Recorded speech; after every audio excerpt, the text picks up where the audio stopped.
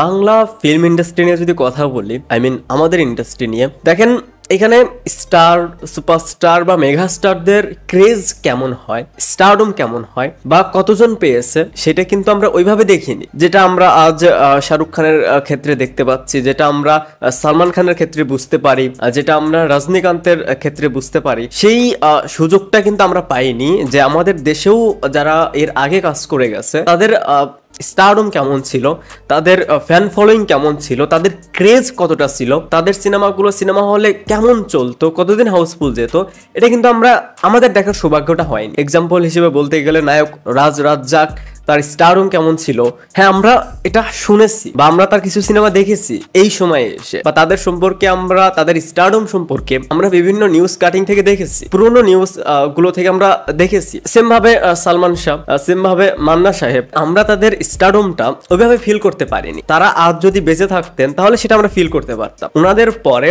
সবচেয়ে বেশি fan follower নিঃসন্দেহে শাকিব খান। এখন তার যে একটা বিশাল ফ্যান বেস রয়েছে, তার যে একটা স্টারডম রয়েছে, একটা অরা রয়েছে, সেটা কিন্তু আমরা দেখতে পাচ্ছি। আমি কিন্তু শাকিব খানের ফ্যান নই। আমাকে অনেকেই বলে যে ভাই আপনি শাকিবান হয়ে যান, আপনি অ্যানাউন্স করে দেন যে আপনিও আজ থেকে শাকিব খানের ফ্যান। দেখেন, আপনি চাইলেই হঠাৎ করে কারো ফ্যান হতে পারবেন না। আমি কিন্তু মোশাররফ করিমের অনেক বড় ফ্যান বাংলাদেশে। আমি কিন্তু চঞ্চল চৌধুরীর কাজ অনেক পছন্দ করি। আমি কিন্তু শাহরুখ খানের ফ্যান। সো এই যে ফ্যান বয়, এটা কিন্তু হঠাৎ করে হবে না, কারণ আমি শাকিব খানের সিনেমা আগে ওইভাবে দেখতাম না, ওইভাবে পছন্দ করতাম না। যারা আমার চ্যানেলের অনেক পুরনো ভিউয়ার্স, তারা দেখবেন যে তার অনেকগুলো সিনেমাকে আমি রোস্ট করেছি। আর রিসেন্ট টাইমে কিছু কাজ সেগুলোকে অ্যাপ্রিসিয়েট করা হয়, সেগুলো বেশ ভালো, এজন্য সেগুলো নিয়ে কথা বলা হয়, পজিটিভ রিভিউ দেওয়া হয়। কিন্তু দেখেন, এমন কোনো ভিডিও আপনি আমাকে দেখাতে পারবেন না যে ভিডিওতে আমি বলেছি যে শাকিব খানকে আমি সুপারস্টার হিসেবে মানি না, বা তার নামে যে এখন ট্যাগটা দেওয়া হয় মেগা স্টার, আমি নিজেও বলি এখন এই ট্যাগটা আমি মানি না। আমি তার ফ্যান না, আমি তার আগের কাজগুলো পছন্দ করি না, জাস্ট রিসেন্ট টাইমের কিছু কাজ ভালো লেগেছে। এখন এটার মানে এটা নয় যে আমার তার কাজ হয়তো লাস্ট 2-3টা কাজ ভালো লেগেছে, পুরোনো কাজগুলো আমার ভালো লাগেনি, এটার মানে আমি তার স্টারডমকে অস্বীকার করব। এটার মানে তার নামের আগে যে একটা ট্যাগ দেওয়া হয় এটাকে আমি অস্বীকার করব, বা এটা নিয়ে আমি ট্রল করব যে ভাই কেন বলা হয় যে ইন্ডাস্ট্রিতে স্টার নেই, যে ইন্ডাস্ট্রিতে সুপারস্টার নেই, সেই ইন্ডাস্ট্রিতে কিভাবে মেগাস্টার হয়। দেখেন, কিছু বিষয়ের সাথে ইমোশনটা জড়িয়ে থাকে। আর এই যে মেগাস্টার ট্যাগটা ইদানিং দেখবেন যে এটা অনেকেরই সহ্য হচ্ছে না, বা আমি দেখলাম যে অনেকে এটা নিতে পারছেন, ঘুরিয়ে পেঁচিয়ে একটা দুইটা কথা বলে বোঝানোর চেষ্টা করছে যে তার সাথে নামটা আসলে যায় না। আমি কে কি বলছে আমি সেটা উল্লেখ করে কোনো রিপ্লাই ভিডিও দিচ্ছি না, এটা আমি জাস্ট অনেকের ক্ষেত্রেই দেখলাম।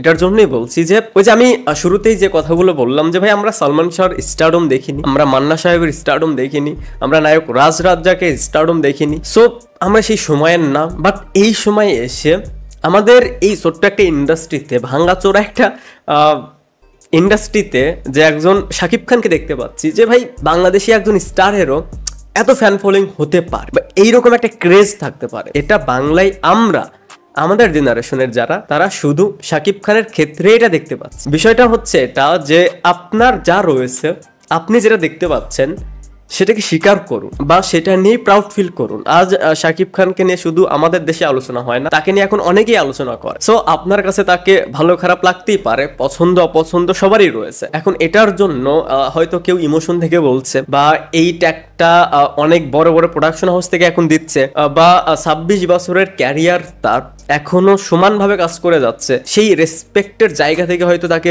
বলা হচ্ছে, বড় বড় নিউজ চ্যানেল থেকে তাকে এই ট্যাগটা দেওয়া হচ্ছে। সো আমাদের প্রবলেমটা কোথায়? সো লাস্ট কথায় এটাই যে যেটা দেখতে পাচ্ছেন, যেটা নিজ চোখে দেখতে পাচ্ছেন, যে একটা মানুষের এত ফ্যান বেস, এত ফ্যান ফলোয়িং, এত বছরের ক্যারিয়ার, এত এত হিট সিনেমা, এখনো চলমান ভাবে সে কাজ করে যাচ্ছে, ভালো ভালো কাজ করে যাচ্ছে, ভালো কাজের প্রতি তার একটা ক্ষুধা আছে, ক্ষুধা কাজ করে। সো আপনি যেটা নিজ চোখে দেখতে পাচ্ছেন সেটাকে বা সেই বিষয়গুলোকে কিভাবে ইগনোর করেন? আমার কাছে তো মনে হয় যে যারা এই কথাগুলো বলে তারা জাস্ট একটু অ্যাটেনশন চায়। এছাড়া আমাদের দেশে এরকম কোনো জ্ঞানী গুণী নেই যে তার কথার দাম দিতে হবে। সত্য কথা যে আমাদের ইন্ডাস্ট্রির ভিতর থেকে যার কাছ থেকে এই ধরনের কথা শুনবেন, তারাও রয়েছে যাদের ফিল্ম সম্পর্কে যথেষ্ট জ্ঞান রয়েছে, যারা যারা এটাকে ওন করে, এটা বোঝে, বা রেসপেক্টেড কিছু মানুষ অবশ্যই রয়েছে। আমি সবার কথা বলা উচিত হবে না, যেমন আলমগীর সাহেব, ওনার রিসেন্ট একটা ইন্টারভিউ দেখে নিন, ওনার কথাগুলো শুনে নিন। সো যারা জ্ঞানী রয়েছেন, যারা বোঝেন, তারা কিন্তু কথা বলেন না, তারা কিন্তু কম কথা বলেন, তারা কিন্তু অ্যাটেনশন চায় না। আর যারা দেখবেন যে 2 দিন পর পর মিডিয়াতে এসে এটা ওটা বলে বেড়াচ্ছে, তারা হচ্ছে অ্যাটেনশন চাচ্ছে এবং জ্ঞান শূন্য। ভিডিওটা দেখার জন্য অসংখ্য ধন্যবাদ। এই চ্যানেলে যদি প্রথমবারের মতন হয়ে থাকেন তাহলে প্লিজ সাবস্ক্রাইব। বাই।